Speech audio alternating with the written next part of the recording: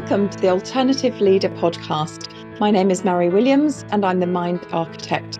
I'm also founder of the Alternative Leader Academy and author of It Begins With You. This podcast is dedicated to inspiring the leaders of today to lead with intention, both in their personal and their professional lives. My guests from across the world share their challenges, their knowledge and their experiences so that we can learn from these powerful insights to help us lead with strength, determination and compassion.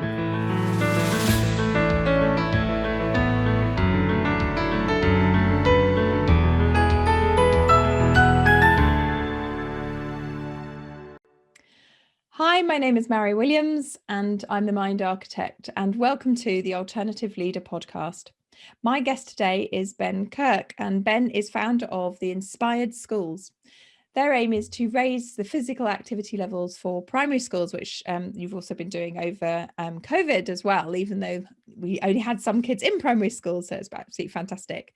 But you're here to talk to us about that journey, but also your journey and how you got into actually running that company, which actually has to do with the death of your friend. That's right, yes. Ben, I'm going to ask you to kind of tell us where to start your journey from that to founding a primary school activity company.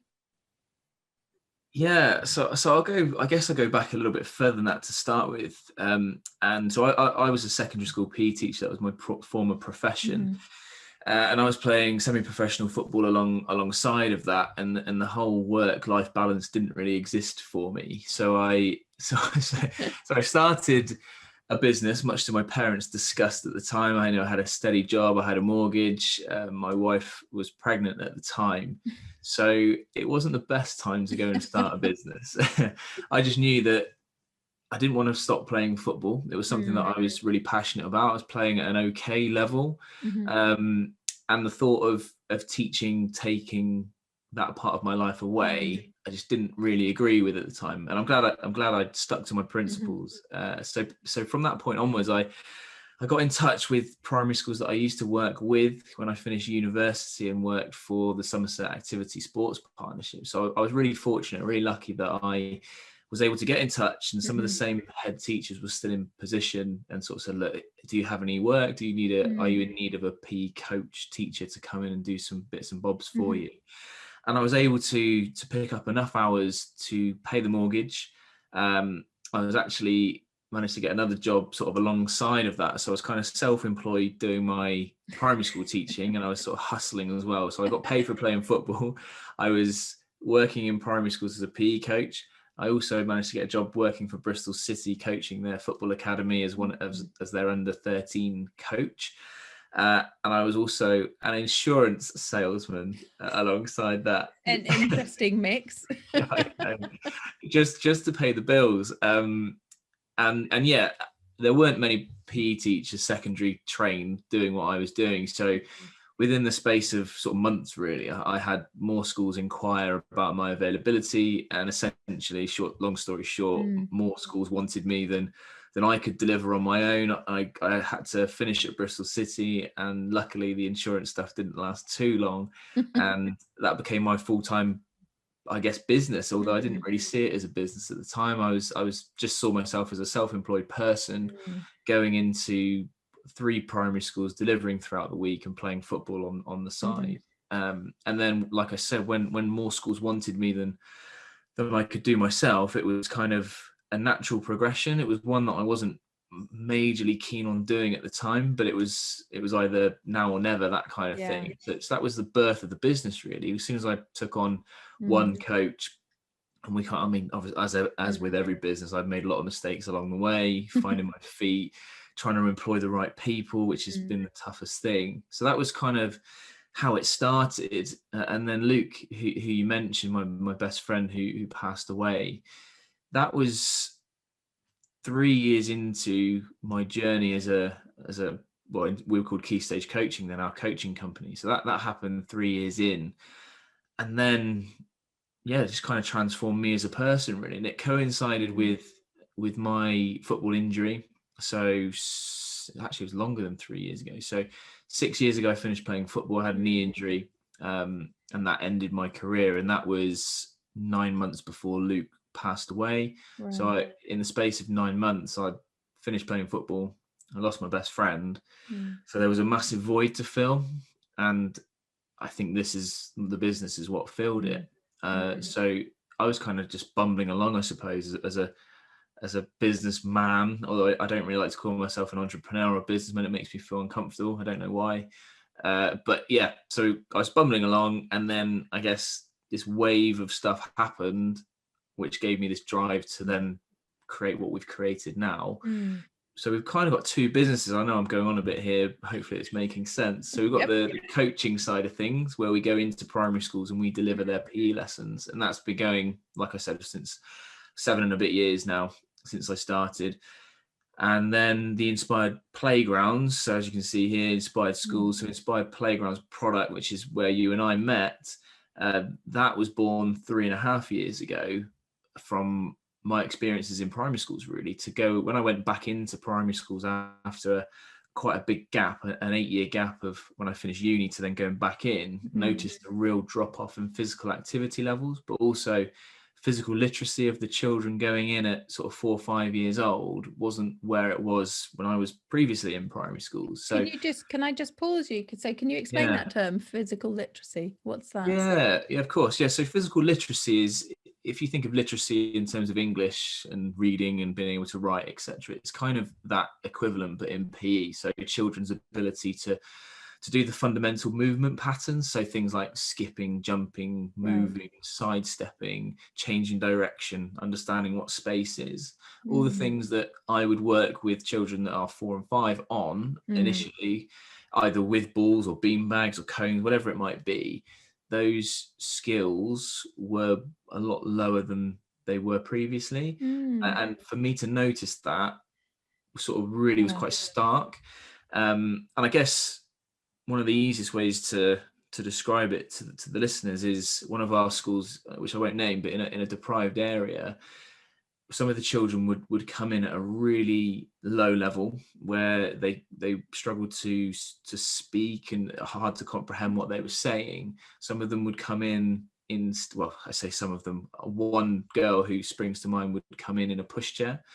So 4 or 5 years old, being brought into school in a pushchair.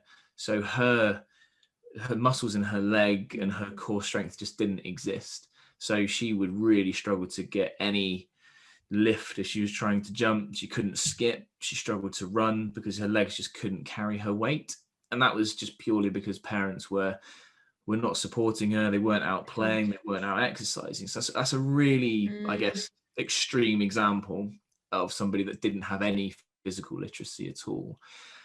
So that type of thing, just we started to think, well, what can we do, basically? What can we do to raise physical activities again, activity levels again? And break and lunch times were one of the areas that we kind of identified that weren't being fully utilized.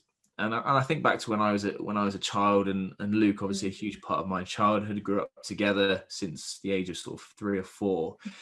And we used to get to school early to play football, cricket, whatever we would do. So we wouldn't have to be in school until sort of 8:45, but we would get there at 8 o'clock.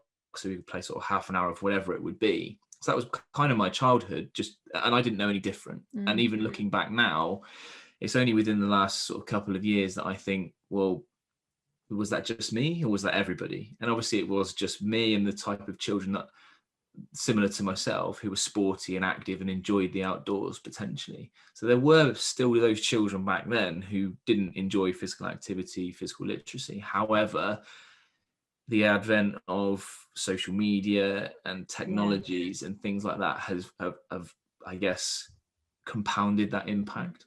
So yeah, I hope that's made sense about physical literacy. It's a long answer. Yeah, no, it absolutely has. Ben, I'm just going to pause us because I'm getting feedback.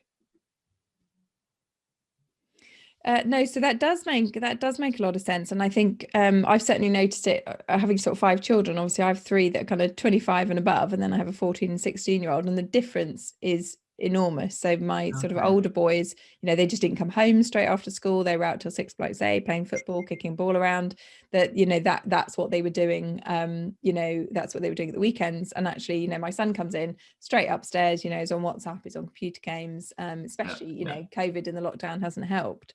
And I agree. I think, you know, the kind of lack of physical exercise is a massive issue with kids these days.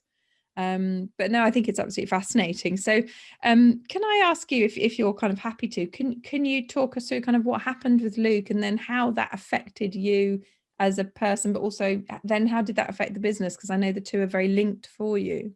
Yeah, it really is, and my dates won't be accurate. I'm sure they won't be, but so Luke, it was kind of like a long-standing thing with Luke when he was first diagnosed back in 2000, and this is where I won't be right, but around sort of the 2011, 10, 11, he was traveling with his, not wife at the time, but his girlfriend at the time. They were in Australia, and he was feeling unwell. And I remember really poignant part of my life, and really remember it well. And I had the phone call from my parents, who'd spoken to Luke's parents, to say, like, Luke's been diagnosed with leukemia.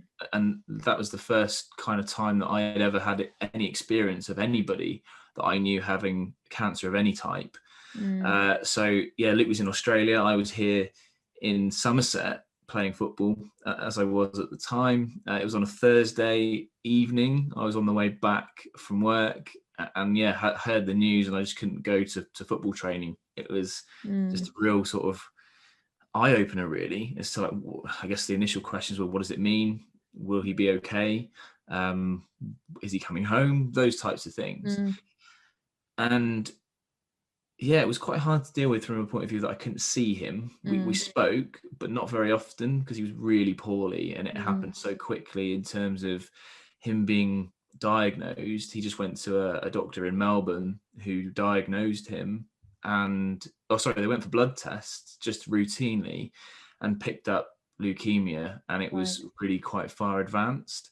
So he had to undergo his sort of chemotherapy in Melbourne. Right. And so I didn't see him for a long period of time. He didn't really want to talk, and I'm reading between the lines a little bit here. So Holly was with him, and so I'd speak to Holly, but I wouldn't speak to Luke, and I'd be dropping messages and sort of saying, well, how is he, that type of thing.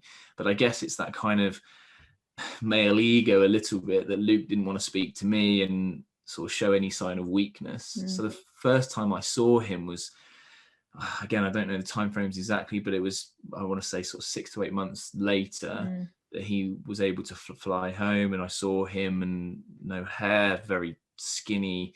So again, that was another kind of period of time. And I'm, as a person, I'm not very good at talking to people or expressing my emotions, so I keep things bottled up. And so when I saw Luke, it was probably the first time I had like a real realization as to what it meant. That initial thing of, I don't really understand what this is, what it means, how it's going to impact me as a person, how it's impacting Luke and his family, etc., etc. So he kind of like swept it under the rug, as bad as it sounds, and just got on with my life as best as I could, in, I guess, hope that I would see him and he'd be back. And then at that point, when he did come back, it was like, wow, this is obviously serious. But he was in remission. So yeah, he was in remission, made a full recovery. And then it came back again, so he relapsed, and then from that point on had a bone marrow transplant. So that was kind of like the last way of dealing with it and curing him.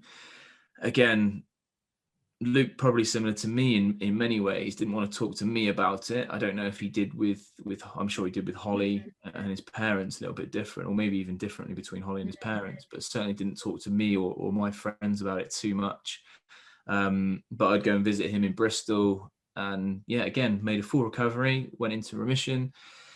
And then the next sort of really significant period of time was, we were all 30. So Luke, we're same school age, and all of our friends that I'm still really close with now, there's kind of 10, 11 of us, plus Luke would be 12. So there's a real tight knit group of lads who we grew up together, and we spent like our childhoods together. So we thought, well, why don't we try and mark this occasion of all turning 30? Luke's obviously in remission. we used to have this betting syndicate where we chuck money in every month, and we would gamble it away pretty hopelessly. But we did manage to save up enough to cover our flights to Las Vegas. So we went there for our 30th it was in the May half term, because I was still delivering at the time. So it had to be in the May half term. So we went over there, and it was kind of like this massive party and trying to, well, just relive our childhoods, I suppose, a little bit, and just spend time together, spend time with Luke at the time, who we thought was cured.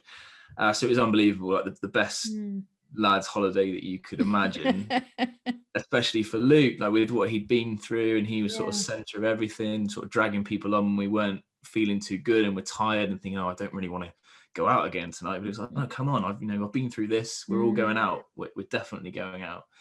So yeah, he kind of dragged us all through that week, and we had the time of our lives. And then around about 2 weeks later, we were due to go and watch Somerset in a 2020 cricket match at the county ground in Taunton. It was on a Friday night, and the weather was horrendous, and the game was called off. And I remember, like, we were all there thinking, oh, it's going to be called off, and we're sort of waiting for Luke to arrive. And then everybody had like a group message arrive on their phones, just saying that I'm not going to be able to make it tonight, I'm not feeling great. Nobody really thought anything of it at the time. It was a bit weird, because he would never miss things like that. And then, yeah, the next part of that was that it was back, and it was terminal, and that there was nothing that anybody could do to treat it. So it was that part of my life, and I'm sure my mates would agree, was just probably the worst thing that any of us could ever sort of comprehend happening, to be honest. And we didn't really know what to do, I don't think, as a group of friends, and I certainly didn't know what to do, how to deal with it. So our way of dealing with it was to run a charity event.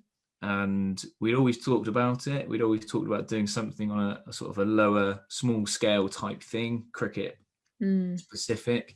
A friend of mine whose dad passed away with motor neurone disease many years ago, they did like an annual cricket match and an annual football match in Christmas time. So that would be perfect. We'd do something like that. So we arranged to do it at our local village cricket club, the cricket club actually of my friend's dad who passed away. And that was kind of right. It would be really easy to organise. You don't need to get any permissions or anything. We'll just do that.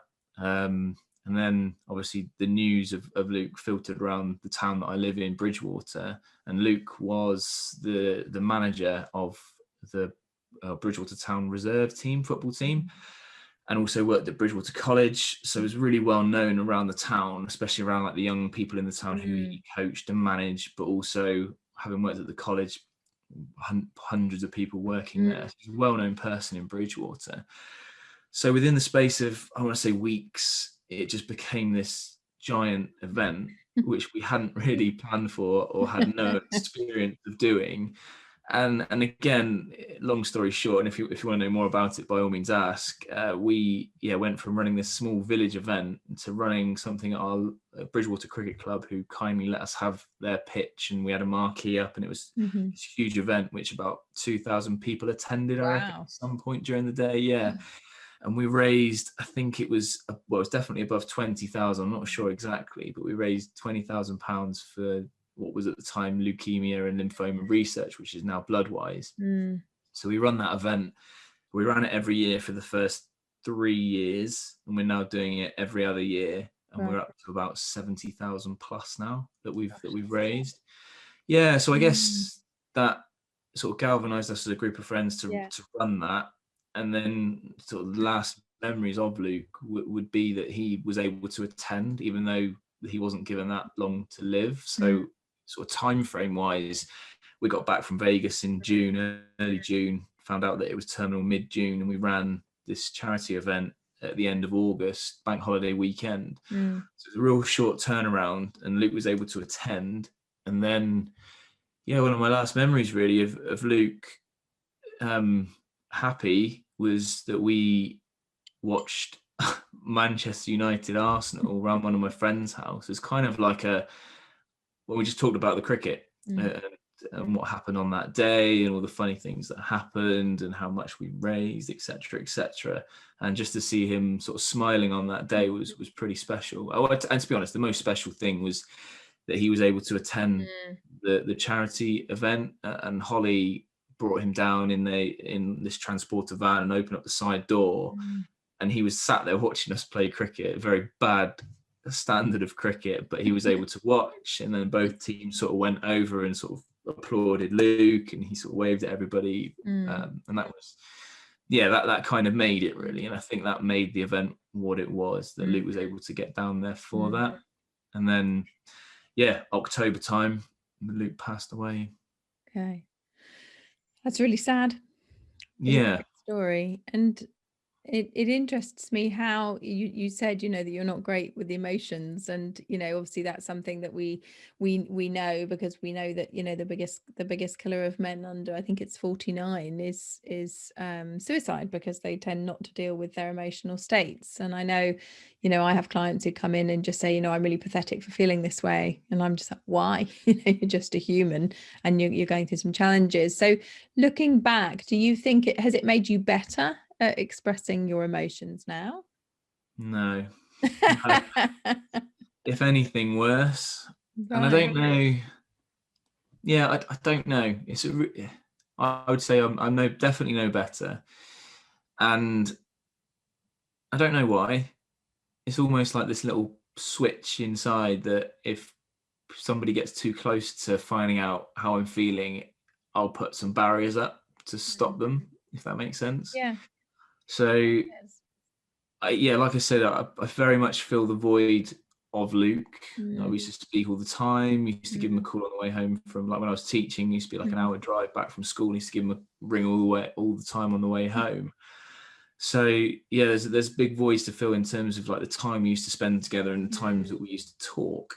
And I've got two girls, as you know, 6 and 4, and they certainly fill my time, but it's just a really funny one. I do struggle to open up and really talk about how I feel, and equally I do feel annoyed at times that people don't ask me, but maybe that's why. Maybe they don't ask me because I don't tell them.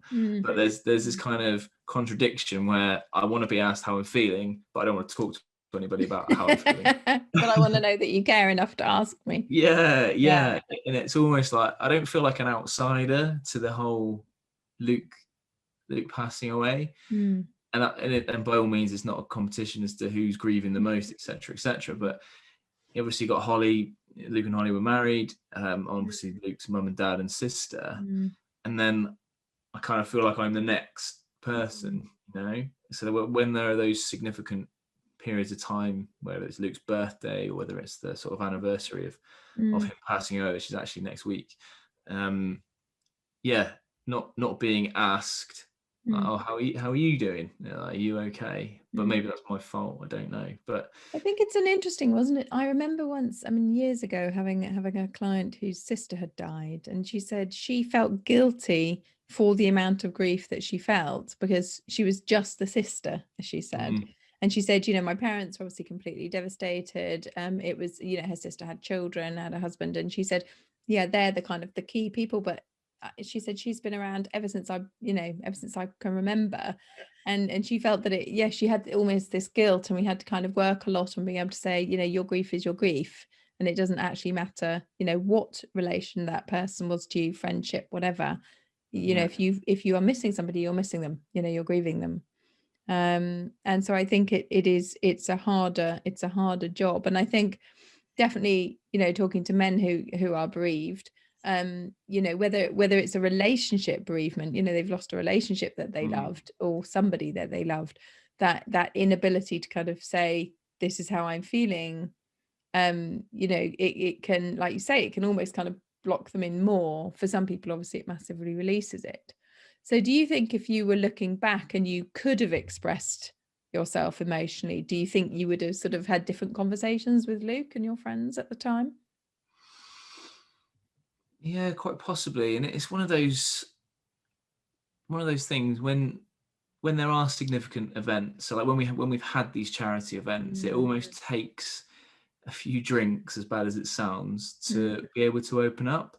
So I remember, I'm pretty sure it was the second event that we ran. The first event was just mental, like absolutely insane. The second year was quieter, still good. And I remember we went to a pub afterwards, and I just broke down in this pub, and I can't remember why it was. Well, obviously I know why it was, but I don't remember what the trigger was. And it was kind of like a bit of a moment where, you know, you'd have to hug it out as a group of lads. But that doesn't happen very much. Maybe it's just a bad combination of people, that a group of 8 to 10 people who don't really want to talk about their emotions. But we will talk about Luke, but we'll sort of reminisce about the good times, which is lovely. Like we were talking the other day, friends of mine, about how we used to go around his house when we were sort of, I don't know, 8, 9, 10 years old. Like I said to you earlier, around being outside and playing all the time. If it was raining, Luke had a what was it, an Amiga, I think, an Amiga games console that we used to go around his house and play on this old school Football Manager game. And we were talking about that the other day, and we were sort of reminiscing about what we could remember. And then Luke had some of these first games consoles to come out, like the Gamecast and all these other random things, Nintendos, etc., etc. So we were talking about that, but then we never then get on to the part of how you're actually feeling about it. Yeah, exactly. Yeah, 100%. And I did, and obviously with COVID and everything and what everybody's going through, I can't remember what I was listening to the other day, but it was someone or something on a podcast. They said, just ask your friends, are they okay? And it's not like an "are you okay?" And I was like, "Oh yeah, all good." It's like, "Are you actually okay? Like, how are you doing?" Because I wouldn't have a clue if anyone. So I'm saying I'm annoyed with my mates not asking me how I'm doing, but I'm doing exactly the same. I've not asked any of them how they're doing through all this. And I think it is so important, isn't it? Because I think, you know, cliche though it is, women tend to talk. We tend to reach out to our friends. I know I do. You know, I'm sort of first on the phone to my friends, and actually a lot of men don't. And I certainly see that, you know, as my kids grew up, you know, my daughter still would come back and speak to me and talk to me and cry, you know, and the boys don't. And you really have to kind of push in to say, you know, and how are you, and are you okay? And I think, you know, when we look at, it's interesting when we look at suicide, and we look at, you know, I come across people, you know, who've had friends, relations, etc., partners, they say, you know, they didn't say anything. And quite often they said nothing, you know, they hadn't even gone to their GP, they hadn't asked for any support at all. And I think, especially when we're going through sort of long-term illnesses, it's what I've heard from men who've gone through it is it's almost sort of, I'm seen as being weak, you know. And I think there's sometimes, I think, and this is just my opinion, but we talk so much about, you know, I'm going to beat cancer, and, you know, I'm going to fight the battle, and it's hard won. And, you know, I sometimes wonder about that messaging, because although it's very strong messaging to the people that can't beat it, you know, who've done nothing wrong, actually, what does it say? You know, what does that message then say when it flips over to this is terminal? You know, that maybe it becomes more personal. But I think, you know, each to their own on their journey. But it is so important for men especially to be able to say, yeah, actually I'm sad and I'm missing my friend. Like you say, nobody asked you, but if they asked you, what would you say? I'd probably say, yeah, I'm right. And that's the issue, isn't it? Do you find, you know, feel free not to answer, but do you find that you are emotionally expressive with your girls? That's a very good question. Yeah, I think I am better, like with them, and I hope that they don't feel like they can't talk to me about stuff. So I am open, and they know about Luke. They don't understand that scenario. My eldest, and whether this reflects badly on me, I don't know, but she's very I don't know what the right word is to describe it. She's very just cut and dry about death at the moment, but she's 6, so I'll give her a break. But we were talking about, it was my I call him my Bamp. He's Welsh. I don't know if it's a Welsh word for granddad, but it was his birthday yesterday. He's 88. And I was like, we'll go down and see Bamp tomorrow, give him his present and car, but we can't go in. We'll just have to give it to him. And she said, oh yeah, that's because he's a bit older, and you know, he might die. And we're like, oh my God. so we do talk about these things, Yeah. and so yeah, and Mm. yeah, I am a bit more, I think, open with them, and I try to be. Mm. I I think think it's an interesting one, isn't it, with children? I mean, as I remember doing grief training when I used to work in schools, and that what they were saying was that children don't really understand death really fully until they're around 10 or 11.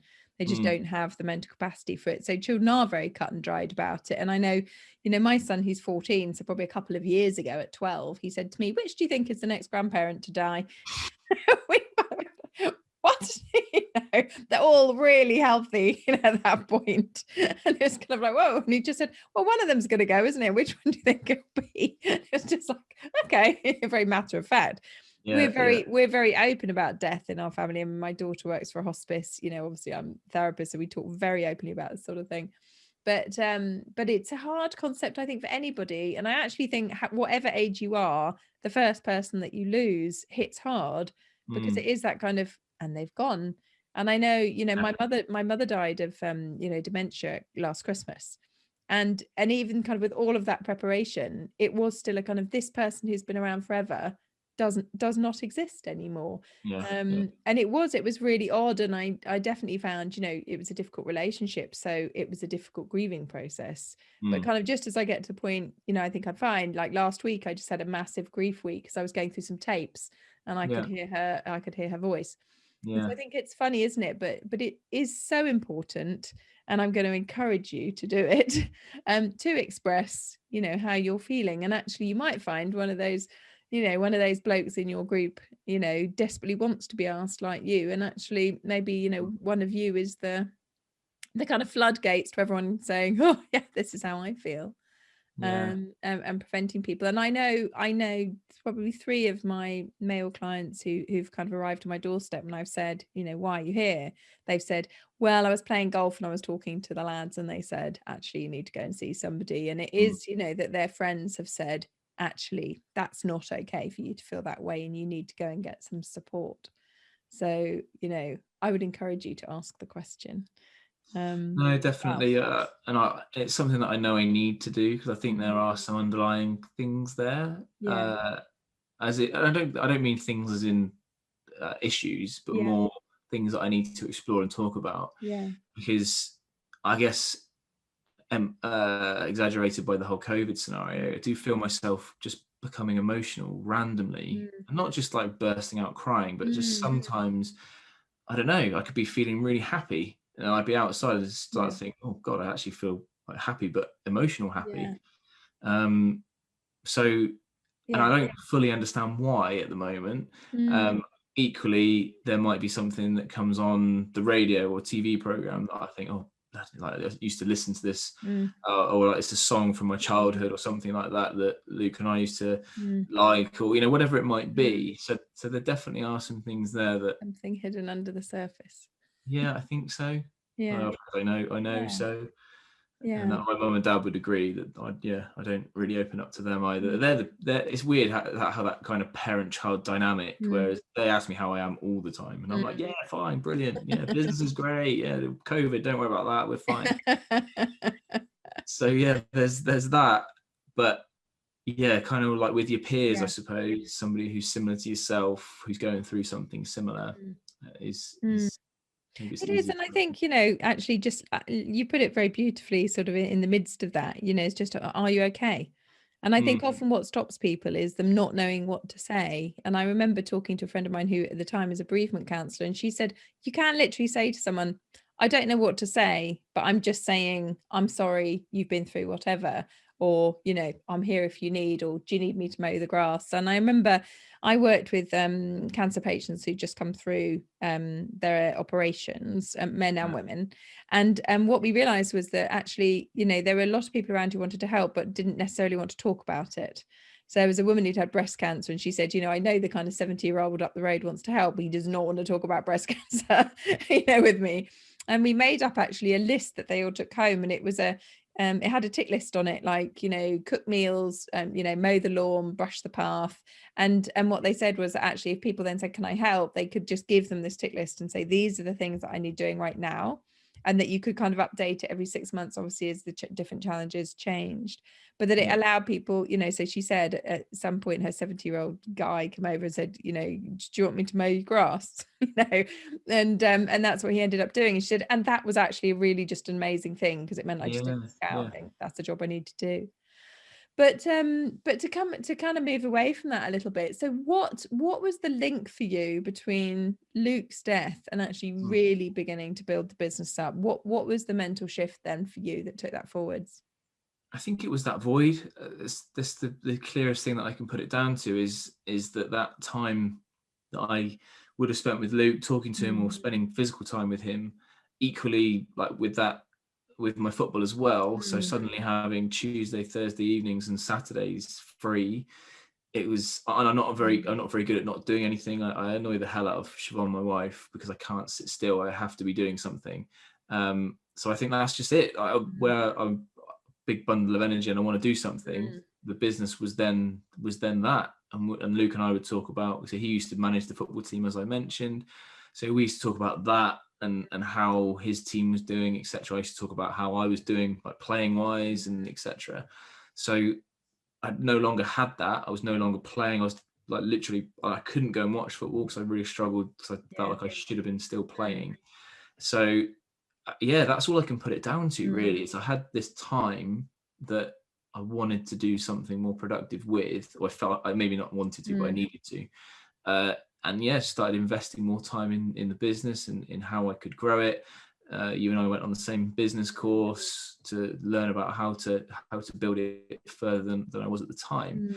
So yeah, the Inspired Playgrounds stuff was born 3.5 years ago. So yes, I don't think it's a coincidence that happened. Maybe looking for ways to expand the business and then create this new product. And yeah, and then I think got to the point where I thought, actually, I really enjoy this. I enjoy the challenge, and I also enjoy making the impact on the children, I suppose, is the main thing. And we started to see that improving, not necessarily just through me delivering, but our team as well, of coaches that go out on a daily basis. So we've got a team of 10 now that go out on a weekly basis. We deliver about 260 hours a week of PE delivery as a company. And the Inspired Playgrounds is now in 64 schools across the country. And the Inspired Playgrounds, what is that exactly? Yeah, so the Inspired Playgrounds it's a set of playground markings. So everybody listening hopefully will have some idea of what playground markings are. Typically like your hopscotches and your number squares, snakes and ladders, stuff like that. So yeah, it was born out of me thinking, well, actually, how much are these markings used? So they're put down every year. Someone from the county council will come and respray the hopscotches, the number squares, but no kids really use them. Yeah. So we were thinking, well, what can we create that would actually get used? And started researching into thermoplastics. So the markings we put down are thermoplastics. Right. So they're actually heated, so they're melted onto the playground with a blowtorch. So they're more permanent than sprayed markings. Again, they're really common around the country. But we created 5 stations that are really versatile, flexible. They're fitness stations essentially, but they can be used in loads and loads of different ways, using equipment or no equipment at the moment with COVID. So the children can just go on the markings and just go on one of our ladders and practice some different foot movements to work on the physical literacy stuff that we mentioned earlier. So yeah, 5 fitness stations. But then again, we were sort of thinking, well, how can we make this sustainable? Because anything that is new that goes into a school has this kind of bounce effect where it's new, it's bright, new markings, new ladders, new markings, we'll go and use those. And then 2 months down the line, it fades away. So literally, and also children not using them. So we then, because we're not playground specialists by any means, we're educational specialists. So we created this training program using the markings that we then go in and train up the school to fully utilize them. So we work with sports leaders. So typically they're year 5 or year 6 children. And the reason for that is teachers are so busy, from my personal experience as well. Anything that's resource heavy, it might work for a month, 2 months, a half term, a term maybe, but then teachers start thinking, I've got to get the resources out from the cupboard again, I've got to do this. So the children deliver it for the children. Brilliant. At school. Yeah, and that was one of the ticks in the box for us really was, what can we do? How can we make it sustainable so that year by year the school are accessing those markings, so the leaders have like a year lifespan. And then we took it one step further in that the leaders can record active minutes of the children that take part. So we created this web application where the leaders will input data on who's taking part on a playground session. So it's quantifiable for the school. They've invested this amount of money in us. It's resulted in this amount of minutes. Also, there's other impacts as well, such as like behaviour, attendance, attainment. Attainment's a bit of a longer win. Active kids attain better, they get a better grade, but it's not an instant thing. But they will concentrate better in the class. So as we've sort of built the program, it has grown in terms of the benefits of it. So that's it. Yeah. So markings, training program, web application, and that's the Inspired Playgrounds package, really. I think it's fascinating because, I mean, PE is often the thing that gets dropped. And it's the thing that we need the most in some respects. I mean, our ability to physically move our body improves our confidence. You know, I mean, certainly, you know, there's research that shows that girls who feel more physically confident are actually less likely to be attacked as adults.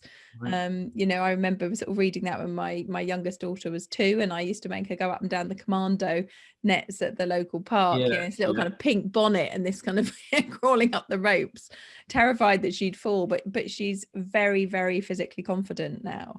I think, you know, we have to look at the long-term picture and just our health, you know, our heart health, absolutely everything, but our mental health, you know, is huge, and the mental health linked to physical activity. And I remember when I did trainee teaching, and we had somebody in the class who he had ADHD. You know, sitting still was a massive problem for him, and he used to just get really fidgety, and eventually we'd just go, off you go, and he'd go off and he would literally just do a whole circuit of the school field, come back in, sit down and work.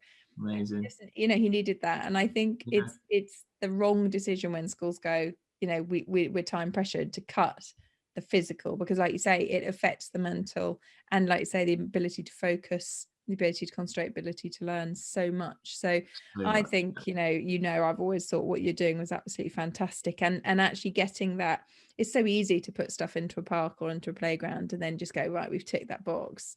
And I love that you're using young leaders, because of course also the role model then is, you know, the older kids are using this, not, oh, the teachers want us to do this, but the older kids think this is cool. So your buy-in is much better. So I think it's absolutely fantastic. And so I think, you know, it's interesting to me that, and I'm going to kind of pull you up on it because I can, because I know you, but you know, it is interesting to me that you're able to go, I should be more emotional, I should be asking for support, I should be asking for help, and you're not doing it. So I'm just going to leave that with you. Thank you for that. I've been stewing on that all night now. Okay. You know, because it's important, and it's an important role model for your kids too. But I'm going to sneakily leave it there and just ask you the 3 questions that I ask every guest. So my first question is, when you look back to that period of challenge in your life, was there a book, film, or music that either resonates or helped you through? So the song is Hey Jude, Beatles classic, and Brandon. So Luke played it. They had it at their wedding, Luke and Holly's wedding, and it's a great song, obviously. But we then went to, so Luke had passed away. We went to, so I mentioned the charity event. One of the donations for that first charity event was Brighton and Hove Albion hospitality tickets, which actually were donated late and after the event. So I reached out to the guy, said, look, really sorry, we've already done the event. What do you want to do? He said, just have them as a group of lads. So we went down, 11 of us, down to Brighton, and watched a game in hospitality. And lo and behold, Hey Jude comes on the tannoy before the game, and we're all sat next to each other, and we've just all got arms around each other, just blaring the song out as loud as possible. And I suppose it's obviously it sticks in my mind for that reason, that it was played at Luke's wedding, and we used to play it all the time. I don't know why, because it's obviously not really from my era, but we used to listen to it quite a bit. And then it came on the tannoy, and it was a bit of a realization that, well, I guess we knew obviously Luke had gone, but it was like, right, now we need to just get on with our lives as best we can, not forgetting Luke, obviously, but it was, we were having a really good day without feeling guilty about Luke not being there. And yeah, it was just an amazing feeling, a weird emotional feeling that we're probably all blubbering and in tears, but equally we had the most amazing day together, and Luke was with us in a way. And I'm not spiritual, but yeah, Luke was kind of with us in that regard. That's lovely. That's really lovely. Yeah. It's Okay. cool. And so for anybody who is going through a challenge in their life, whether it's linked to cancer or business or whatever it is, and obviously so many of us are feeling challenged right now, what's your advice? What's the takeaway you've got for them? Something they can do literally sort of this afternoon? So Luke's mantra was always better never stops. And so with his football teams, that was kind of his thing. Like better never stops was always part of his sort of team talks and what he talked to them about. So I guess I try and live my life by that now as well, with the business, and try and improve me as a person, which is, I'll take your points on board about speaking about my emotions more. But also, so better never stops. I guess the instant takeaway would be if there is that thing that you've been thinking about doing, whether it's starting a business like I did, or whether it's talking to somebody about whatever issues you have, or whether it's speaking to that girl or boy that you wanted to speak to that you haven't had the courage to do it, because what's the worst that's going to happen? So yeah, I know it's a bit of a cheesy thing to say, but sort of follow your dreams and just give everything a go, because the worst thing that you could do, and I've got a few of these from my past, is to think, well, what if I had done that? What if I had tried this? Or what if I had started a business? So yeah, better never stops, but just to give that thing that you've been thinking about for a while, just go and do it. Oh, I totally agree. I have what I call my kind of deathbed mantra, that I think if I was sitting on my deathbed and I had or had not done this thing, how would I feel? And kind of, would I rather sit and think, well, I give that a really good shot, so no, I totally get that one. I think that's a great one. The book is my next one, which go on. The book is my next one from the course that we both did. So that's my next challenge to get that out there. Yeah, definitely. Excellent. When's it out? January is the proposed date. So it's written, just going through the editorial phase now. Fabulous. Yeah. What's it about? It's about most of the things we've spoken about, really. So it's about us as a company and my beliefs around PE and physical activity. So our values as a company, and my values personally as well, are that PE should be fun, inclusive and holistic. So fun, I do believe that every child enjoys being active, and it's a learnt behaviour that they don't. I've yet to see a 2-year-old in the park that doesn't love running around. So that the inclusive element is that it needs to cater to every child's needs, both the talented children who aren't maybe being stretched enough, but also the children that would struggle, like the girl who I mentioned earlier who couldn't jump and skip. So the children that maybe struggle to access a normal PE lesson. And then the holistic part is to incorporate it into the whole school day. So it doesn't need to be a specific PE lesson. It could be, right, let's go out for 5 minutes and just do a brain break, like your former colleague from your PGCE training. Yeah, I think it's an interesting thing. We talk about parents, and as parents we kind of think kids just grow up and get mobile by themselves. And you're reminding me that, so obviously I had 5 children, and they were all, I think, under the age of 14 at one point. But so I had this little tiny baby, and then 3 teenagers, and then a toddler, and it was just chaos. And I remember looking at my son, and he was about 7 months old. He was quite old. And then suddenly realizing he couldn't sit up on his own, and all of mine were early starters, all of them. Yeah. I suddenly thought, my gosh, he should have sat up a couple of months ago. Why is he not sitting up? And I realized that because we were so busy, we would just take him into a room and kind of put him on his back, under his toys. People would play with him, or they would carry him because he was so adored. He would always be in someone's arms or like on his back. And I suddenly thought, oh my gosh, I haven't done that thing that you do as a parent, where you sit them up, don't you, with cushions or with legs. Hadn't done it. And so we suddenly made this really active thing to do it. Within 3 weeks, he was sitting up. 2 weeks after that, he was crawling, and he walked at 10 months. Oh, wow. Like a little training program. He was just literally, I remember taking him to the doctors. I think it was about 11 months old. He was on a scooter, at about 1.5 because people were just going, how can he scoot? And he had bruises on bruises on bruises on his head because he walked sort of too early almost. He just fell over all the time. But it was that recognition that I, as a parent, had actually kind of almost lost him that 2 months by just not sitting him up. And we forget actually that important process of getting our kids mobile, even as teenagers. I say to mine, off the computer, go outside, go cycle, go walk, I don't care what you do, but go be mobile. Yeah, so it's so much our responsibility. But my final question to you is, so if you were standing in front of the world leaders today, what would you say to them?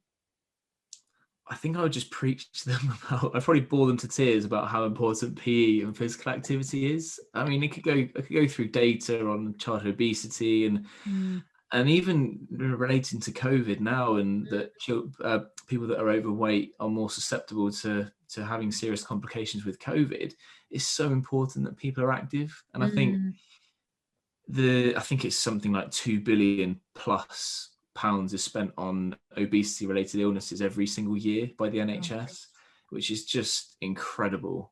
And you think if more was done at a younger age, and lots is done, don't get me wrong, there's lots of funding that's pumped into schools to try and raise physical activity levels, but I still don't feel, like you mentioned earlier about children that are taken out for interventions for whatever reason, for maths or English, it tends to be PE. So I'm teaching a lesson tomorrow, and again, I won't say the school, but I was there last week, and we're covering at the moment. Obviously, things are a bit different, and like 5 children were taken out of the lesson to go and read, and I'm sort of biting my tongue, thinking, please don't. They need to be out here. Like, this is what they need. So yeah, without going on forever and ever, it's just that importance of children being active. And I suppose the key thing is, like I mentioned earlier, we're all about fun and trying to help children have fun by being active, whether that's through PE or sport or physical activity. But it's helping them to find something at primary school age so that they then have that lifelong learning and they continue to make those healthy choices into adulthood. That's brilliant. And if anybody, if anybody wants to find you, where do they find you? But if schools in particular or teachers are listening and they want to, to get in touch with you, how do people find you? Yeah, so the website is inspiredschools.co.uk, and everything we do is on there. Socially, we put quite a lot of videos onto our Facebook page and Instagram, etc. So if you're on any platform, just search Inspired Schools and we'll pop up. And then personally, Ben Kirk, my Instagram is mostly me and my girls and my wife being just our family life, really. So yeah, business-wise, Inspired Schools, and then Ben Kirk. Instagram is where I'm most active. Brilliant. Ben, thanks so much for coming on and talking really candidly and letting me give you a poke about the emotions. I've really enjoyed chatting to you. But thanks so much for coming on and sharing your story and hopefully inspiring not only schools but parents also to get out there and be active with their kids as well. Amazing. Yeah, no problem at all. It's been an absolute pleasure. Thank you for having me on. Thank you. Hi, I'm Mary Williams, as you know, and thank you so much for listening to the Alternative Leader podcast. I search for guests to bring you lessons and learnings that can help move you forward in your life, help you achieve the success that you want to, in whatever way that shows up for you, to help you lead powerfully, whether that's in your own life, as your parenting, your personal, or your professional, and make you the best that you can be. If you've enjoyed the show, please rate and review it, and please share it with as many people as you think also want to move forward and gain success in their lives. If you want to find out more about me, go over to my website, which is www.mari-williams.com. That's www.mari, which is MARI-williams.com, and you'll find links to all of my social media profiles there. There's also a Facebook community that you can join, and again, all the links will be on the website too. I hope you have an absolutely fantastic day, and thank you so much for listening.